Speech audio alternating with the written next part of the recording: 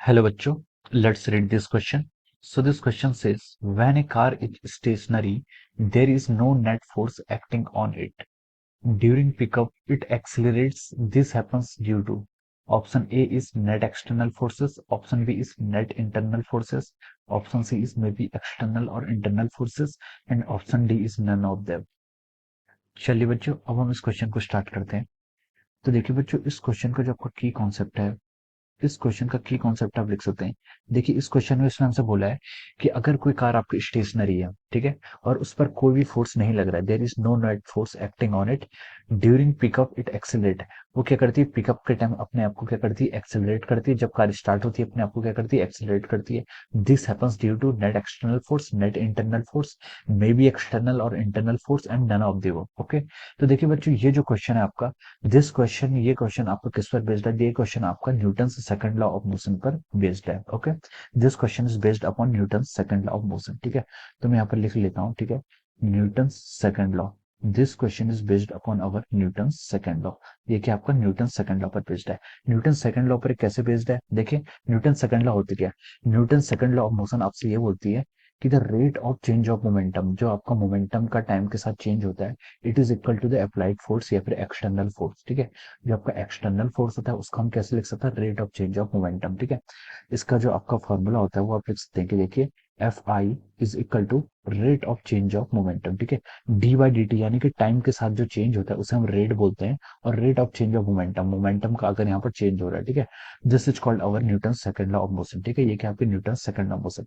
तो देखिए अगर किसी ऑब्जेक्ट पर, अगर हमारे पास मान लीजिए कोई सिस्टम है, ठीक है, ये आपका कोई सिस्टम है, सिस्टम आपका कुछ भी हो सकता है। ठीक है, this is our system. System के अंदर क्या होता है, देखिए सिस्टम के अंदर ही बहुत सारे पार्टिकल्स होते हैं। ठीक है, सिस्टम के अंदर क्या होता है, बहुत सारे पार्टिकल्स होते हैं, वो एक दूसरे पर फोर्स लगा सकते हैं। ठीक है, कोई किस पर, किस डायरेक्शन में, किसी भी डायरेक्शन में फोर्स लगा सकता है। सिस्टम आपका कुछ भी हो सकता है। जैसे कि मान लीजिए आपका एक एक ब्लॉक है, एक ब्लॉक को आपने क्या रखा है, किसी सरफेस के ऊपर रखा है। ठीक है, एक ब्लॉक है, ब्लॉक के ऊपर आपने किसी सरफेस को रखा है। ठीक है, so this is whole can be considered as system. इस पूरे को हम एक सिस्टम की तरह कंसिडर कर सकते हैं, या फिर सिर्फ एक ब्लॉक को भी सिस्टम कंसिडर कर सकते हैं। ठीक है, या फिर आप सिर्फ ग्राउंड को भी क्या सिस्टम कंसिडर कर सकते हैं। ठीक है, तो सिस्टम हमारी चॉइस होती है, system the choice of the observer. ठीक है, हमारी चॉइस होती है। तो देखिए अगर इस सिस्टम के अंदर जो फोर्सेस लगते हैं, इस सिस्टम के अंदर जो फोर्सेस लगते हैं, अगर हमने इस पूरे को एक सिस्टम कंसिडर कर लिया, अगर हमने देखिए इस पूरे को एक सिस्टम कंसिडर कर लिया है, तो जो इसके अंदर इंटरनल फोर्सेस होते हैं, इंटरनल फोर्सेस, उस इंटरनल फोर्सेस के कारण क्या होता है, जो भी वर्क डन होता है वो कितना होता है, आपका जीरो होता है। ठीक है, force done, work done due to this internal forces. ठीक है, इंटरनल फोर्सेस को मैं एफ इंटरनल लिख रहा हूँ। ठीक है, इनके कारण जो आपका वर्क डन होता है, ठीक है, वर्क डन, ठीक है, यहाँ पर मैं लिख लेता हूँ वर्क डन बाई, ठीक है, work done by internal forces, ये कितना होता है आपका, जीरो होता है। ये आपका सिस्टम पर डिपेंड करता है। ठीक है, और अगर आप एक्सटर्नली इसमें कुछ क्या करा रहे हैं, फोर्स अप्लाइड कर रहे हैं, तो उस फोर्स के कारण क्या होता है, इस सिस्टम का मोमेंटम क्या होता है, आपका चेंज होता है। ठीक है, तो अगर कोई भी सिस्टम है, सिस्टम एक्सेलरेट कर रहा है, डी एक्सेलरेट कर रहा है, या फिर उसके चेंज इन पोजीशन हो रहा है, ठीक है, तो हम उसको देखेंगे उसको एक्सटर्नल फोर्स के अकॉर्डिंग। ठीक है, अगर उस पर जो एक्सटर्नल फोर्स लग रहे हैं उसके कारण उसकी स्टेट में चेंज हो रहा है, तो हम बोलेंगे कि there is change in momentum. तो क्या होगा, वहां पर rate of change of momentum होगा। अगर सिस्टम के इंटरनल फोर्सेस से यहाँ पर अब उसका मोमेंटम देखिए, इंटरनल फोर्सेस से उसका मोमेंटम या फिर फोर्स क्या हो सकता है, अप्लाइड नहीं होता है। ठीक है, कोई वर्क डन यहाँ पर नहीं होता है। ठीक है, so this is about what our internal forces and internal forces and external forces. Okay, तो देखिए मैंने यहाँ पर आपको लिखा था कि देखिए अगर आपका क्या होता है, टोटल एक्सटर्नल फोर्स, ठीक है, अगर आपका टोटल एक्सटर्नल फोर्स आपका जीरो के इक्वल हो जाता है, ठीक है, न्यूटन सेकंड लॉ से हमें पता है कि D P I by D t, ठीक है, ये भी क्या होगा, आपका फोर्स को लेके external is equal to zero.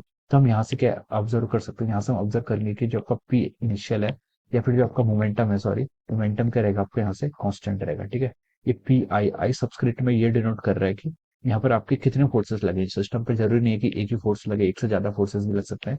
तो दिस इज, उसके लिए हम यहाँ पर क्या कर रहे हैं, आई सब्सक्रिप्ट को यूज कर रहे हैं। ठीक है, तो इसका मतलब ये था कि आपका फोर्स क्या होता है, आपका rate of change of momentum होता है। ठीक है, इसको हम लिख सकते हैं force is defined as rate of change of momentum, rate of change of momentum, this is called what, our force. ये आपका देखिए, ये क्या आपका की कॉन्सेप्ट है, this is Newton second law of motion. ठीक है, अब देखिए, अब उसने क्वेश्चन में बोला है कि ऑब्जेक्ट क्या होता है, पिकअप्स हो जाता है या फिर एक्सेलरेट करता है। ठीक है, देखिए मोमेंटम को भी हम कैसे डिफाइन करते हैं, इसको मैं थोड़ा सा और एलोबरेट करता हूँ। मोमेंटम को हम डिफाइन करते हैं P I is equal to M times V I. ठीक है, ये आपका क्या होता है, मोमेंटम का क्या हो जाता है, आपका इस तरीके से आप क्या करते हैं, मोमेंटम का डिफाइन करते हैं। पी आई इजिकल टू कितना होता है आपका, P I is equal to M times V I, ठीक है।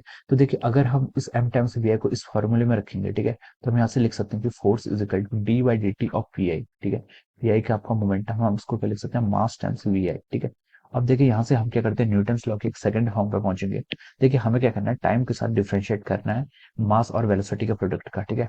तो हम इसको चैन रूल से मल्टीप्लाई करते हैं, ठीक है। पहले हम मास का डिफरेंशिएट कर लेते हैं, D M by D T into of our V I, ठीक है, प्लस ऑफ अवर मास को कांस्टेंट ले लीजिए और d v i by D t, ठीक है, ये आपका हो जाएगा, ठीक है।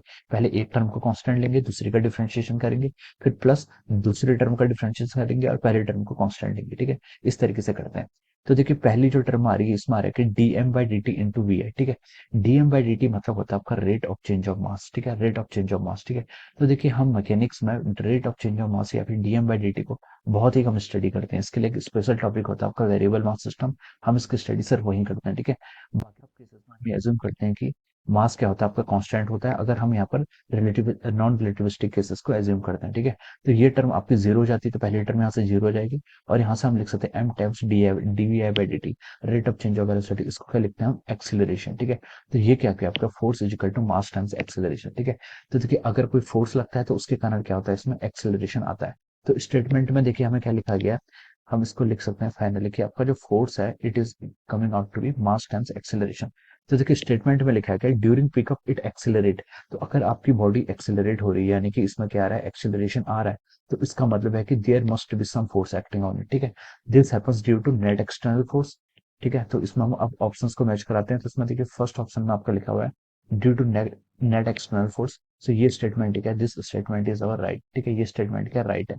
सेकंड स्टेटमेंट में बोला गया है नेट इंटरनल फोर्सेस, तो मैंने आपको बताया कि इंटरनल फोर्सेस का कोई भी कंट्रीब्यूशन नहीं होता, internal forces are not responsible for the acceleration of an object, so this option will be wrong and option C will be may be external और इंटरनल फोर्सेस, ठीक है।